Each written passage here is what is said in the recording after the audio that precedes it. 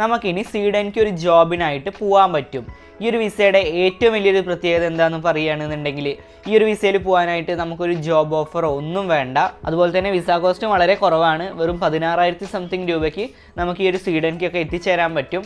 അതുപോലെ തന്നെ യാതൊരു ലാംഗ്വേജ് പ്രൊഫിഷ്യൻസി ടെസ്റ്റും നമുക്ക് ആവശ്യമില്ല.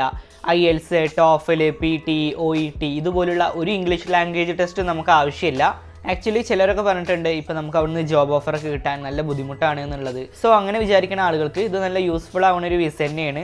നമുക്കറിയാം ഈ ഒരു സ്വീഡൻ എന്ന് പറയുന്നത് ഒരു സ്കാൻഡിനേവിയൻ രാജ്യമാണ് എന്നുള്ളത്.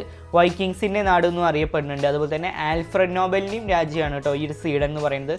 ഇനി ആർക്കൊക്കെയാണ് ഈ ഒരു വിസ യൂസ്ഫുൾ ആവുക നോക്കി നോക്കാം. ഇനി ഈ ഒരു വിസ ആർക്കൊക്കെയാണ് അപ്ലൈ ചെയ്യാൻ പറ്റുക എന്ന് പറയുകയാണെന്നുണ്ടെങ്കിൽ നോൺ EU രാജ്യങ്ങളിലെ ആളുകൾക്കാണ് കേട്ടോ ഇതിന് അപ്ലൈ ചെയ്യാൻ പറ്റുക. ഇപ്പോൾ നമ്മൾ ഇന്ത്യയിലായതുകൊണ്ട് നമുക്കൊക്കെ അപ്ലൈ ചെയ്യാൻ പറ്റുന്ന ഒരു വിസ തന്നെയാണിത്. സോ നമുക്കെന്തായാലും ഈ ഒരു വീഡിയോയിൽ ഈ ഒരു വിസേൻ്റെ കൂടുതൽ ഡീറ്റെയിൽസ് നോക്കി നോക്കാം. ഇതിൻ്റെ ബെനിഫിറ്റ്